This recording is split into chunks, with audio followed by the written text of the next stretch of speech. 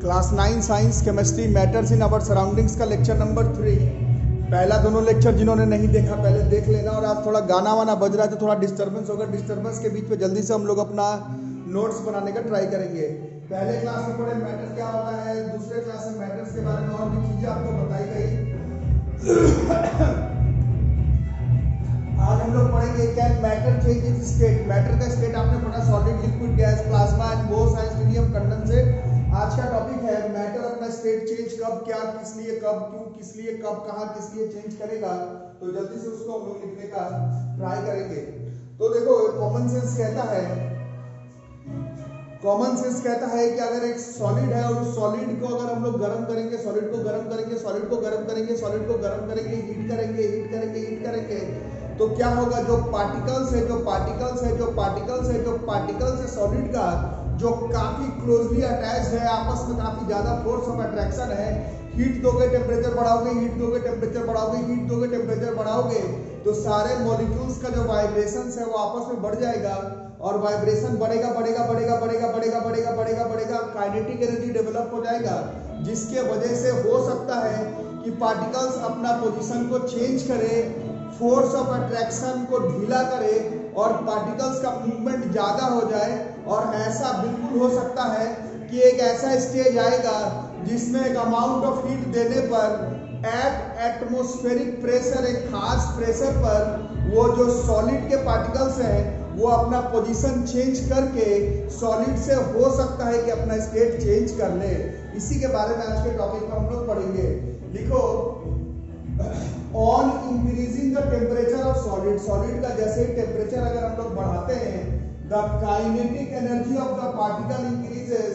Particles के बीच का जो काइनेटिक एनर्जी है वो इंक्रीज कर जाएगा। Due to the increase in kinetic energy the particles starts vibrating with greater speed और the energy supplied by heat.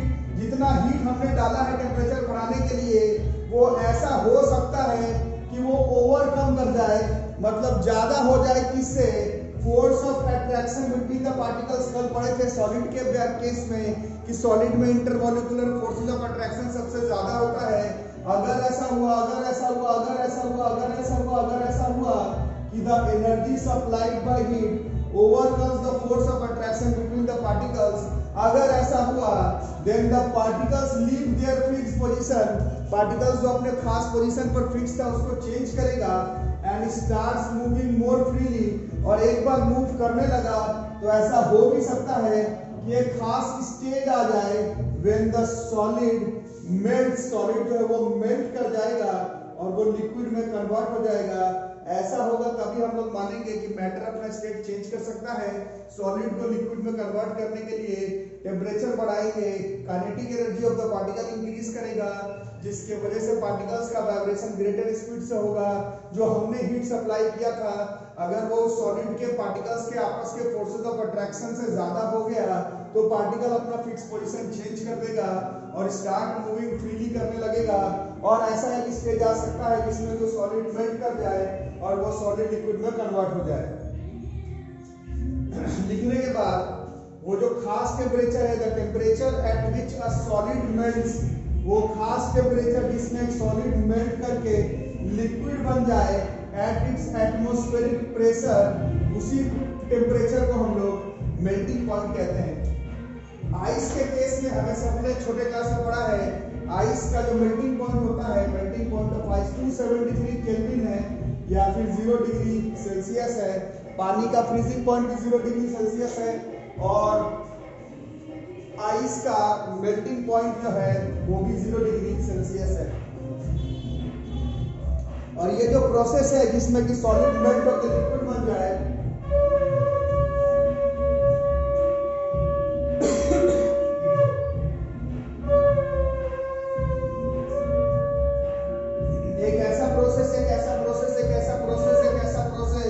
Of melting, जिसमें कि सॉलिड लिक्विड स्टेट में मेल्ट कर जाए, सॉलिड लिक्विड स्टेट में मेल्ट कर जाए, सॉलिड लिक्विड स्टेट में मेल्ट कर जाए, उस प्रोसेस को हम लोग फ्यूजन कहते हैं। ठीक है।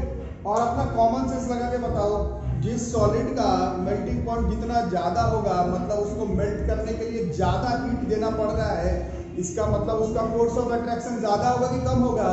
आपस में ऑब्वियसली उसका फोर्स ऑफ अट्रैक्शन ज्यादा होगा, तभी तुमको ज्यादा टेम्परेचर देना पड़ेगा, ज्यादा हीट देना पड़ेगा उस फलाने सॉलिड को लिक्विड में कन्वर्ट करने के लिए। तो आज का पहला टॉपिक है, क्या matter change in state, matter अपना स्टेट चेंज कर सकता है क्या? तो कर सकता है। क्या क्या करना पड़ेगा? हीट देना पड़ेगा। हीट देने से क्या होगा? पार्टिकल्स के आपस में काइनेटिक एनर्जी वाइब्रेशन इंक्रीज कर जाएंगे, और ऐसा भी हो सकता है कि वो जो हीट हम दिए जा रहे हैं वो सॉलिड के intermolecular force of attraction between the particle से ज्यादा हो जाए, और सॉलिड का वाइब्रेशन अपना पोजीशन चेंज कर ले पार्टिकल्स, और दूर दूर जाने लगे।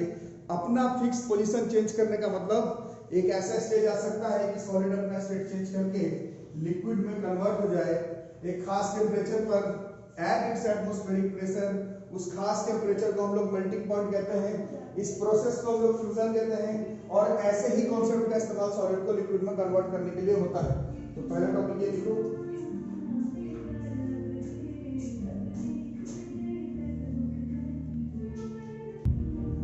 लिख लो। On increasing the temperature of solids, the kinetic energy of the particle increases. Due to the increase in kinetic energy of the particles starts vibrating with greater speed. The energy supplied by heat may overcome the force of attraction between the particles.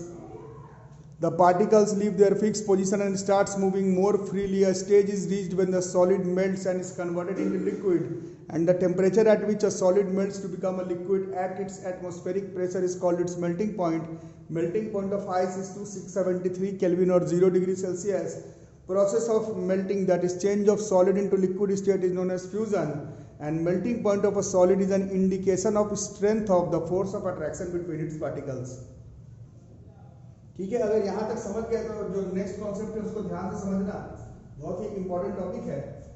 इसको मिटा देता हूँ। बहुत ही important concept है, बहुत ही important concept है। आपकी किताब में दिया हुआ एनसीईआरटी का बुक निकालो, एनसीईआरटी का बुक निकालो, मैटर्स इन आवर सराउंडिंग्स, और देखो बताया जा रहा है कि एक कंटेनर लेना है और उस कंटेनर में बर्फ भर के रखना है। क्या भर के रखना? आइस।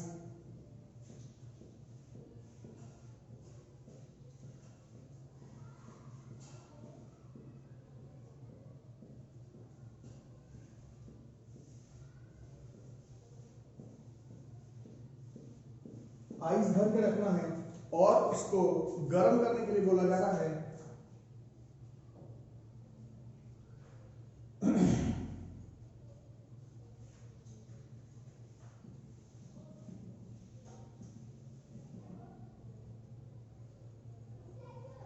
उसको गर्म करने के लिए बोला जा रहा है, और यहां पर एक थर्मोमीटर लगाने के लिए बोला जा रहा है। ठीक है, तो आप लोग अपना कॉन्सेप्ट लगा करके बताइए क्या होगा। जैसे जैसे जैसे जैसे जैसे जैसे हम लोग हीट करना शुरू करेंगे, हीट करना शुरू करेंगे, हीट करना शुरू करेंगे, ये आइस क्या होने लगेगा? ये जो आइस है, ये जो आइस है, ये जो आइस है, ये जो आइस है, ये जो आइस है बच्चों, वो जो आइस है वो मेल्ट करना शुरू करेगा। आइस मेल्ट तो करेगा, बट इस थर्मोमीटर में नो राइज इन टेम्परेचर।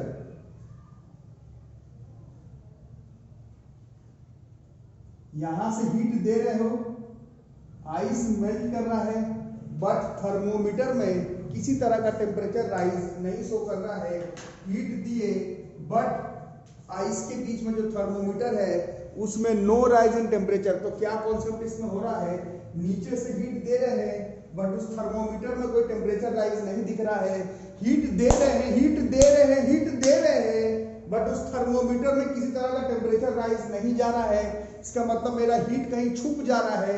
यहाँ हीट दिए तो यहाँ पर थर्मोमीटर में टेम्परेचर राइज दिखना चाहिए था, नहीं दिख रहा है।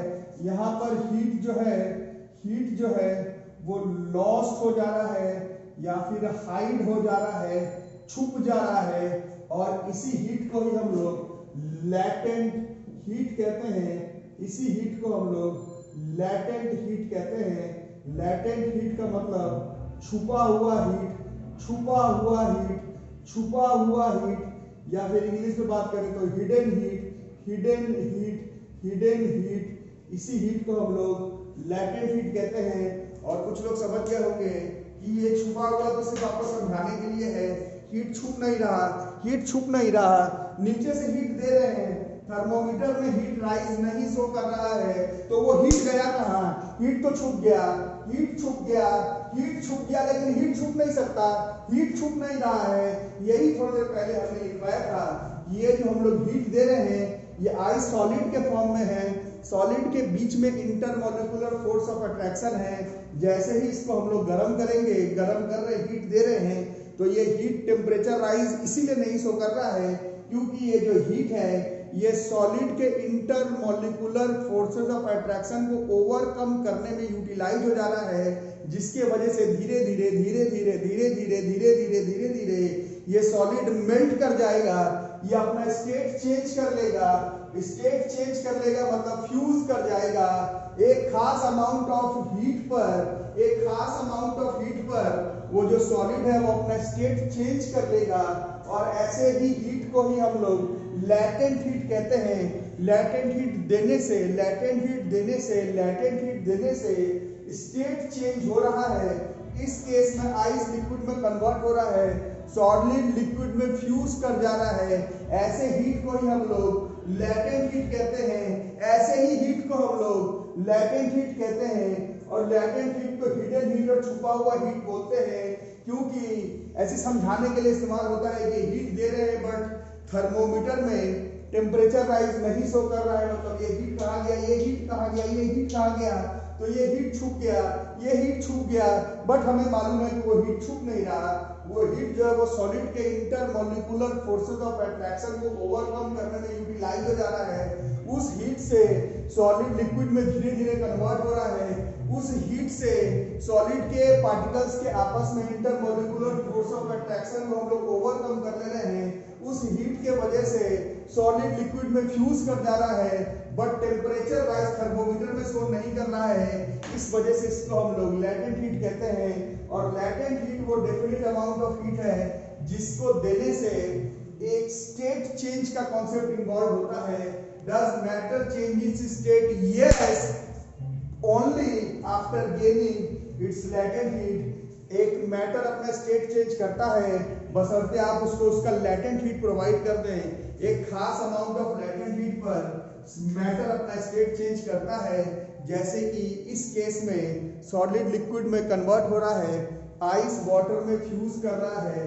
इसके लिए जिस अमाउंट ऑफ हीट की ज़रूरत है, जिस अमाउंट ऑफ हीट की ज़रूरत है, उस अमाउंट ऑफ हीट को ही हम लोग लैटेंट हीट कहते हैं।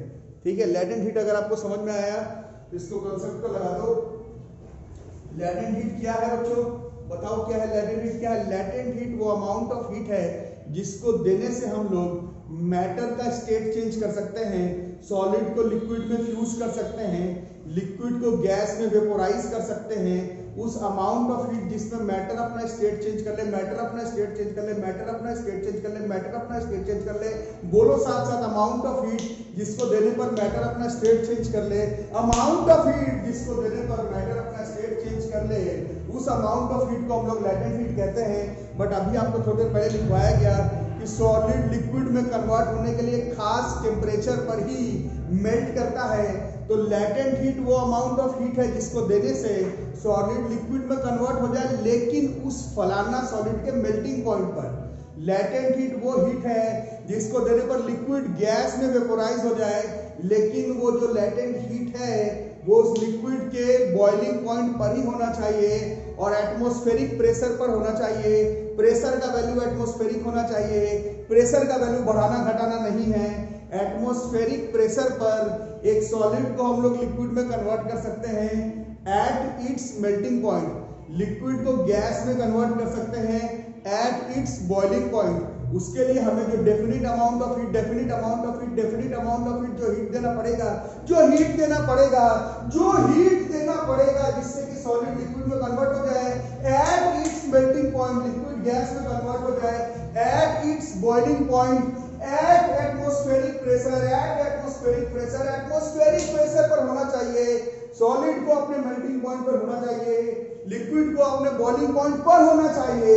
तब जो अमाउंट ऑफ हीट लगेगा, तब जो अमाउंट ऑफ हीट लगेगा, तब जो अमाउंट ऑफ हीट लगेगा स्टेट चेंज करने के लिए, उसी हीट को हम लोग लैटेंट हीट कहते हैं। और लैटेंट का मतलब छुपा हुआ, हिडन हीट होता है।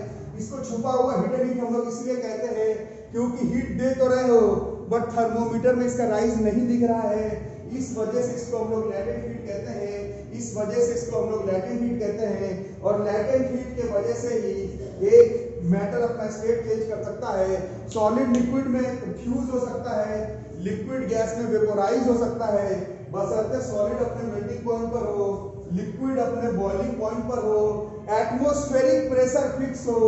एटमॉस्फेरिक प्रेशर पर सॉलिड को लिक्विड में कन्वर्ट करने के लिए, लिक्विड को गैस में कन्वर्ट करने के लिए एक डेफिनेट अमाउंट ऑफ हीट की जरूरत पड़ती है और उसी हीट को हम लोग लैटेंट हीट कहते हैं। मेरे ख्याल से लैटेंट हीट आपको आ गया होगा समझ में, इसको ध्यान से पहले समझ लो, फिर कल लैटेंट हीट के बारे में लिखवाऊंगा। कोई भी डाउट लैटेंट हीट के बारे में हो तो पहले मेरे से पूछ लो, क्योंकि कल हम लोग इसका थ्योरी लिखने वाले हैं।